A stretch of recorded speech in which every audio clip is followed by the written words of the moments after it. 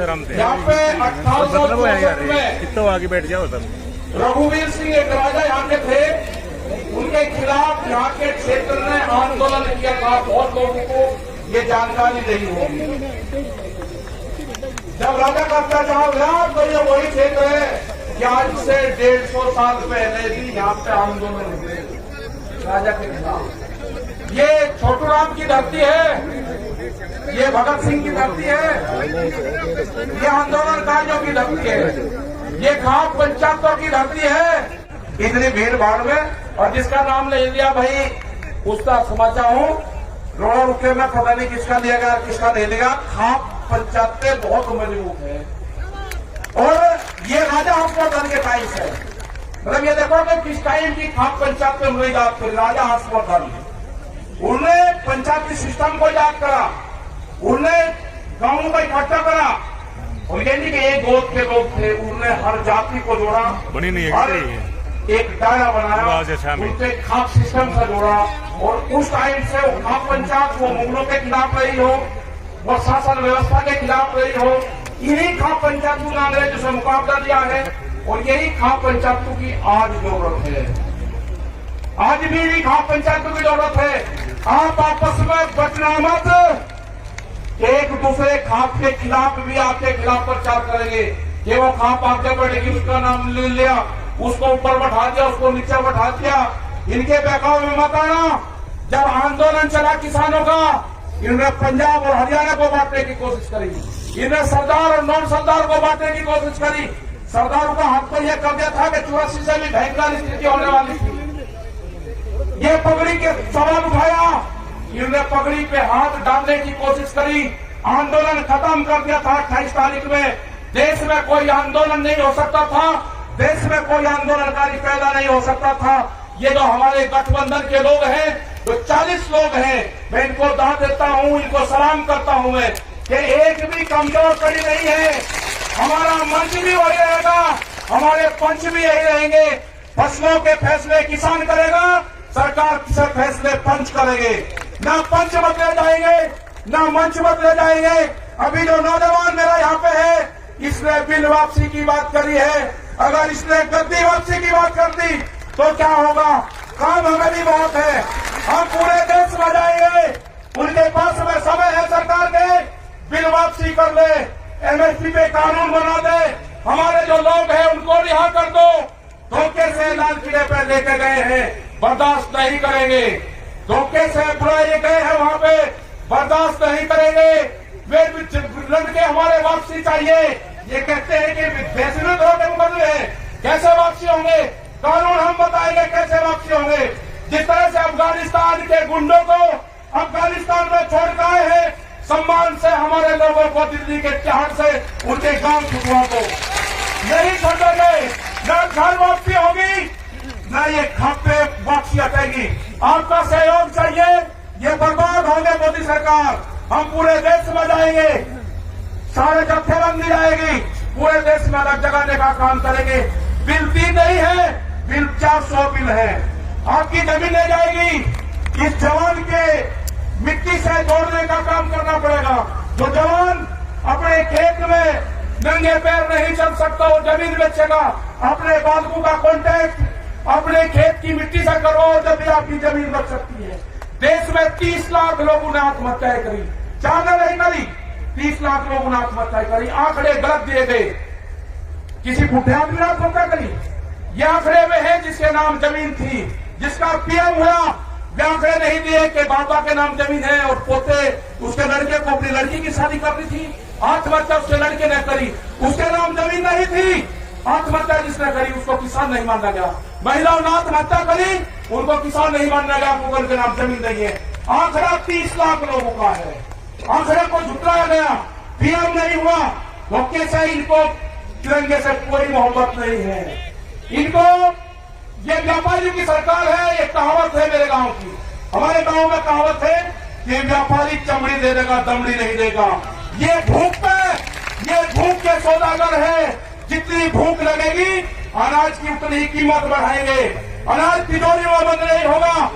ये जन आंदोलन है, ये फेल नहीं होगा। अपने साथ में गरीब लोगों को जोड़ो। वे रोकते हैं अनाज तिजोरी में बंद हो जाएगा। जिस तरह की बैरिकेडिंग लगाई गई है, बंदर भी रोटी नहीं ला सकता, अंदर से बंदर भी रोटी नहीं ला सकता। आदमी की तो क्या मदद है, हमने 2 ट्रक वहां पे मिट्टी डाल दी, उसके ऊपर कब्जा कर लिया गया।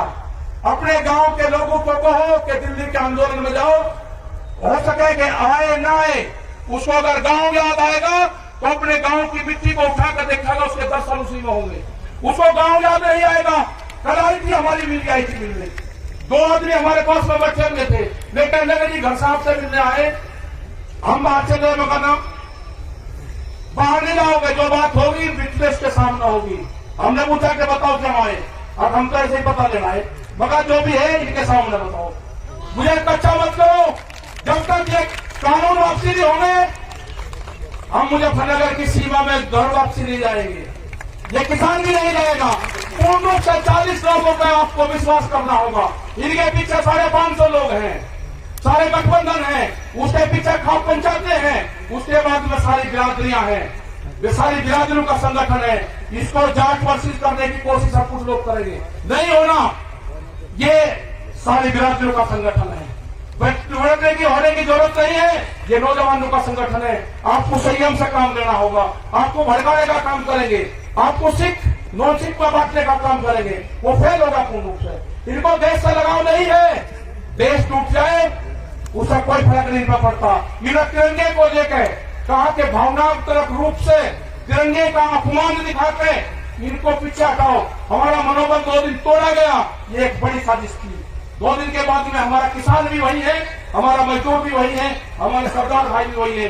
हम किसी भी कीमत पर सरदारों को नहीं छोड़ सकते।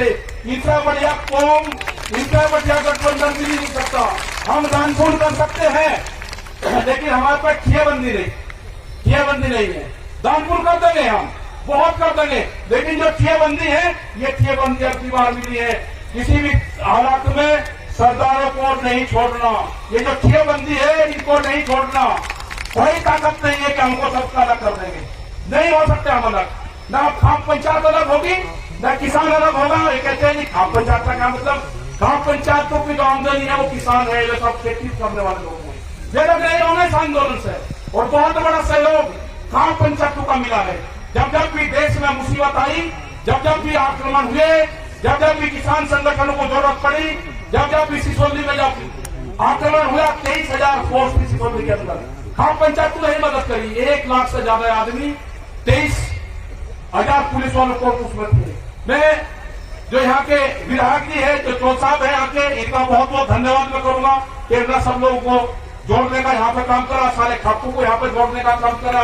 और जो नौजवान है उनसे एक ही चीज चाहिए, उनसे चाहिए कि जो गुस्सा है, गुस्से को त्याग दो।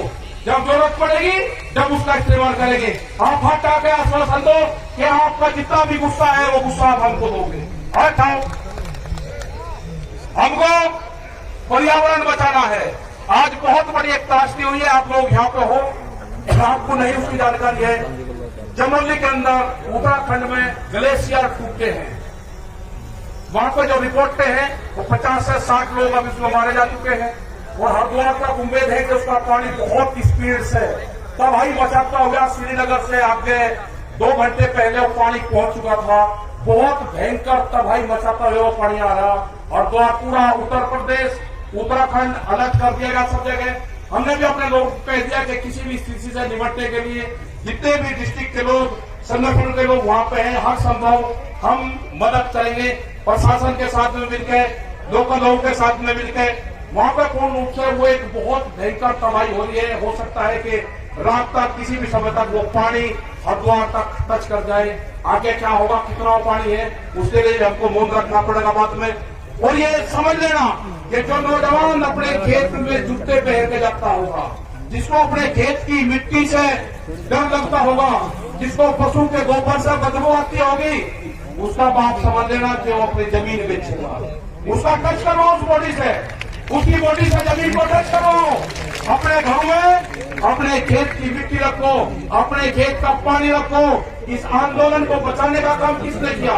इस आंदोलन को बचाने का काम किया जल ने, उस आंदोलन को बचाने का काम किया पानी ने। उस पानी की पूजा करो, उस पानी को व्यस्त मत होने दो। अपने यहाँ पे ज्यादा से ज्यादा पेड़ लगाओ।